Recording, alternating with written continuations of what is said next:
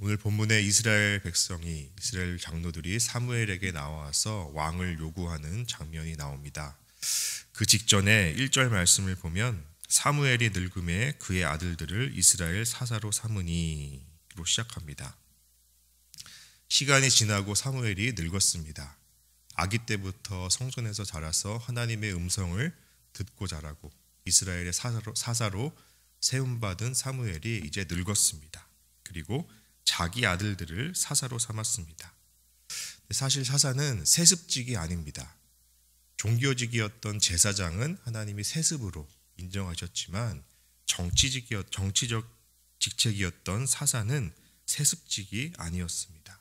그런데 사무엘이 나이가 들어서 자기 아들을 사사로 삼았다. 좀 의외의 모습이 나옵니다. 사무엘 앞에 사사 기드온이라고 있습니다. 사사기 8장에 나오는데요. 기드온이 미디안과의 전쟁에서 승리하자 백성들이 기드온에게 나와서 이렇게 요구합니다. 당신과 당신의 아들과 당신의 손자가 우리를 다스리소서 하는지라. 그러자 기드온이 이렇게 대답하죠. 내가 너희를 다스리지 아니하겠고 나의 아들도 너희를 다스리지 아니할 것이요 여호와께서 너희를 다스리리라 하니라. 이스라엘은 하나님이 다스린다. 나의 아들과 나의 손자가, 내가 이 사사를 세습하는 것이 아니라 하나님이 너희를 다스릴 것이다 대답합니다. 그런데 사무엘이 사사직을 아들에게 세습한 겁니다.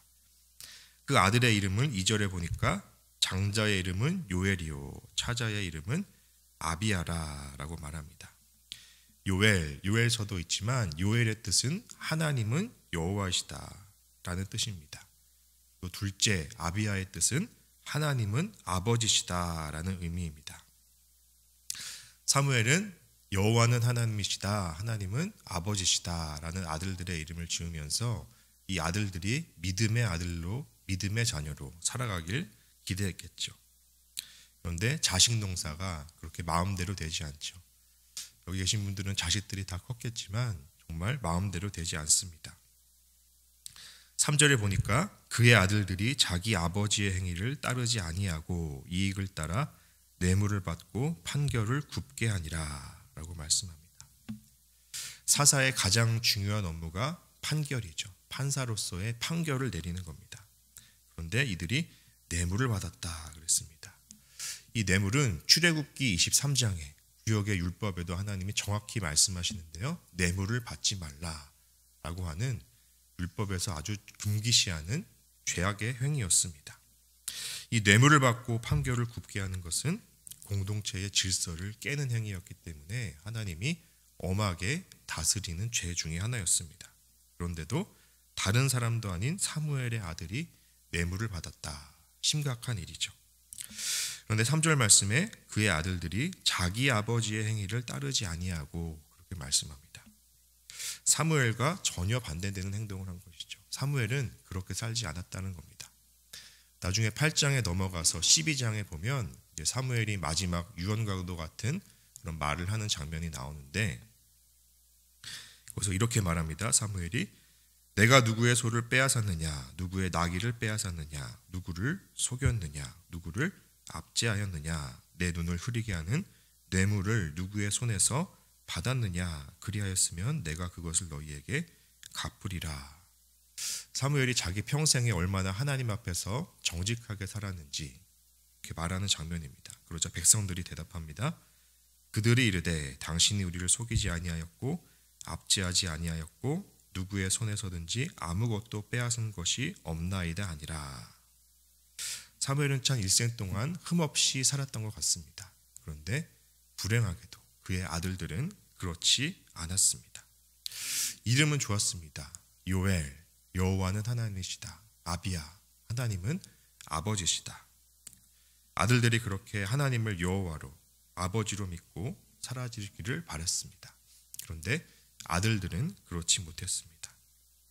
이렇게 아들들이 범죄하는 흐름 속에서 이제 오늘 본문의 5절을 보면 당신은 늙고 당신의 아들들은 신의 행위를 따르지 아니하니 모든 나라와 같이 우리에게 왕을 세워 우리를 다스리게 하소서 요구합니다. 단순히 왕을 요구한다라는 것을 넘어서서 이것은 거의 반역에 가까운 일이 일어나는 겁니다. 당시 이스라엘의 최종 책임자였던 사무엘의 입장에선 어땠을까요? 덜컹한 정도가 아닙니다. 야, 이게 뭐냐?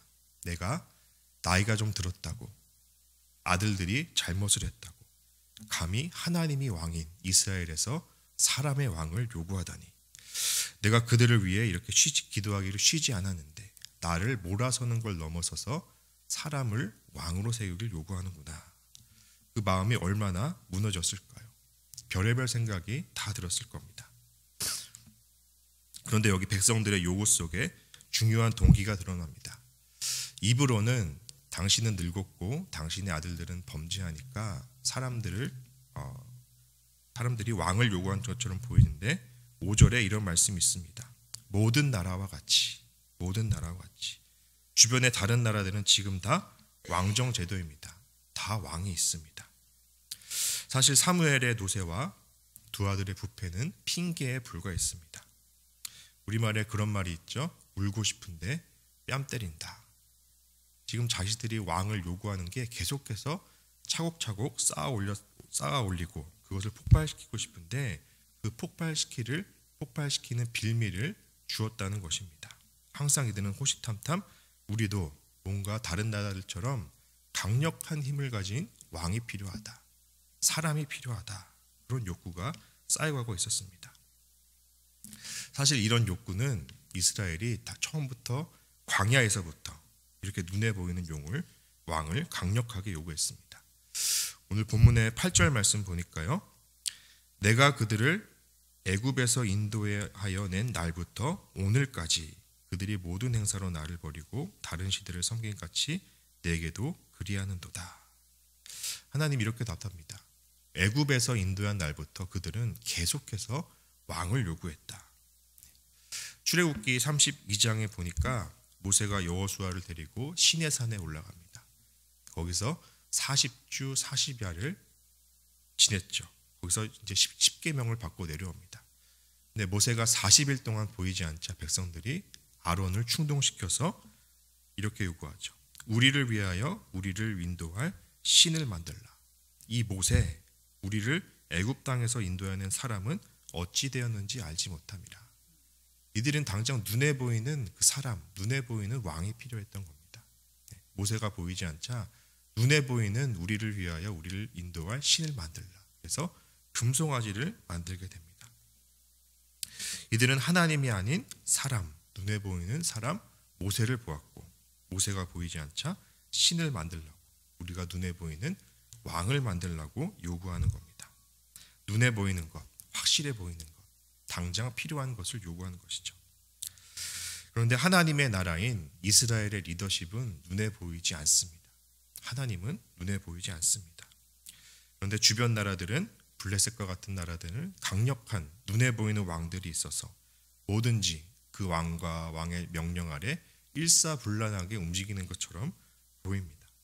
그런데 믿음의 공동체, 하나님의 나라는 눈에 보이지 않는 리더십으로 움직이는 겁니다. 보이지 않는 리더십이 바로 하나님의 리더십인 것이죠.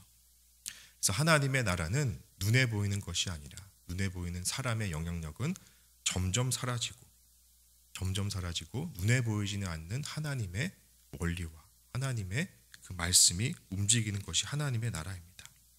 사람의 영향력이 계속해서 커지게 되면 부패하게 되어 있습니다. 역사를 보면 한 번도 예외가 없습니다. 요한일서 2장 16절에 이렇게 말씀합니다. 이 세상에 있는 모든 것이 육신의 정욕, 안목의 정욕, 이생의 자랑이니.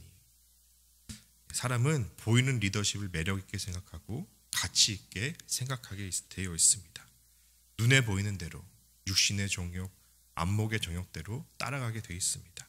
그 눈에 보이는 그것이 그래서 우상이 되는 겁니다. 백성들이 왕을 요구하자 사무엘이 어떻게 반응합니까? 오늘 6절 말씀인데요. 6절 말씀을 함께 읽습니다. 우리에게 왕을 주어 우리를 다스리게 하라 했을 때에 사무엘이 그것을 기뻐하지 아니하여 여호와께 기도하매. 아멘. 사무엘이 여호와께 기도했습니다. 우리는 사람들에게 비난도 듣고 원망도 듣고 불평도 듣고 심지어 배신도 당합니다. 사람은 그런 존재입니다. 사무엘도 이 자기가 기도하기를 쉬지 않았던 이스라엘 백성에게 배신을 당한 겁니다. 그런데 바로 그 배신한 이스라엘 백성들에게 바로 반응합니까? 아닙니다. 사람에게 가지 않고 누구에게 갑니까? 하나님에게 갑니다. 여호와께 기도하매. 이 기도는 누구에게서부터 사무엘에게 이어진 겁니까? 사무엘의 어머니인 한나서부터 이어진 겁니다. 한나가 사무엘상 1장 16절에서 이렇게 말합니다. 나의 원통함과 격분됨이 많기 때문이다. 남편 엘가나가 다른 첩 부인 나를 드리고 얼마나 그 마음에 원통함과 격분함이 있었겠습니까? 소위 말해 화병이죠. 그런데 한나는 그 화병을 남편인 엘가나에게, 첩인 브니나에게 풀지 않았습니다. 바로 하나님께 가지고 갔습니다. 우리 앞으로 넘어가서 사무엘상 1장을 한번 보겠습니다. 사무엘상 1장으로 가서 1장 15절 후반부에 보면 1장 15절 후반부에 한나가 이렇게 말합니다. 여호와 앞에 내 심정을 통한 것 뿐이오니. 여호와 앞에 내 심정을 통했다. 그 원통함과 격분됨을 하나님은 여호와 앞에 가지고 가서 그 심정을 통합니다. 쏟아놓습니다. 그래서 사무엘도 그 엄마 한나처럼 지금 그 아픔을 가지고 여호와께 기도하며 하나님 앞에 자신의 심정을 통하고 있습니다. 여태까지 내가 백성을 위해 기도하고 희생하고 헌신한 건 대체 뭡니까? 하나님, 너무 서운합니다. 하나님 앞에 가지고 가니까 하나님이 응답하십니다. 7절 말씀에 여호와께서 사무엘에게 이르시되 백성이 내게 한 말을 다 들으라. 이는 그들이 너를 버림이 아니요 나를 버려 자기들의 왕이 되지 못하게 함이니라. 사무엘아, 너 전혀 서운할 것 없다. 백성들이 너를 버린 것이 아니라 나를 버린 것이다. 나를 버려서 나 하나님이 이스라엘의 왕이 되지 못하게 하는 거니까 너 서운할 거 전혀 없다. 이렇게 정확히 진단하시며 말씀하십니다. 그리고 9절에서 그들의 요구를 들어줘라. 그리고 왕의 제도가 무엇인지 제대로 가르쳐줘라 허락하십니다. 이 의도가 무엇일까요? 이미 하나님은 우리 인생을 주관하시는 분이기 때문에 이스라엘 백성들이 왕을 요구할 것을 아시고 왕을 요구하면 이렇게 해라 이미 그 전에 말씀하셨습니다. 신명기 17장 말씀 보니까 그들이 우리도 우리 주위의 모든 민족들 같이 우리 위에 왕을 세워야겠다는 생각이 나거든 반드시 내 하나님 여호와께서 택하신 자를 내 위에 왕으로 세울 것이며. 이미 가나안 땅에 들어가기 전부터 그들이 왕을 요구할 것을 아시고 미리 대비하시고 말씀하셨습니다. 그리고 오늘 사무엘을 통해서 그 왕의 요구를 들어줘라 라고 허용하신 겁니다. 말씀을 맺겠습니다. 사무엘은 이스라엘 백성을 위해서 기도하기를 쉬지 아니했지만 그들에게 돌아온 것은 너 물러나라. 우리는 왕을 원한다. 였습니다. 사무엘은 그 반역하는 백성에게 어떻게 반응합니까? 사람에게 바로 반응하지 않고 하나님에게 갑니다. 여호와께 기도하며 하나님께 기도합니다. 자신의 속상함, 원망, 좌절, 무너짐을 하나님 앞에 갖고 나아갑니다. 우리도 사람들에게 비난도 듣고 불평도 원망도 배신도 당하고 살아갑니다. 그럴 때 사람에게 반응하지 말고 하나님께 기도하십시오. 나의 힘든 마음을 사람이 아닌 하나님에게 기도하시고 털어놓으십시오. 하나님이 다 들으십니다. 여호와 앞에 내 심정을 통한 것뿐이오니 라고 말한 한나처럼 여호와께 기도한 사무엘처럼 그 심정을 하나님이 들으십니다. 하나님이 우리에게 이렇게 말씀하십니다. 그래, 네 심정을 내게 통하게 내게 털어놔줘서 고맙다. 네가 내 앞에 왔구나. 잘 왔다. 잘했다. 라고 응답하실 겁니다. 그리고 하나님의 나라는 보이지 않는 리더십에 순종하는 원리로 이루어집니다. 우리는 눈에 보이는 강력한 왕을 원하고 육신의 종욕, 안목의 정욕을 따르는 눈에 보이는 것을 원하지만 하나님의 나라는 눈에 보이지 않는 리더십으로 이루어집니다. 그러니까 영적인 눈에 보이지 않는 하나님의 리더십만 바라보고 순종하시기 바랍니다. 그 하나님에게 순종하며 하나님에게 마음을 터놓고 기도하며 나아가는 저와 여러분 되기 바랍니다. 기도하겠습니다.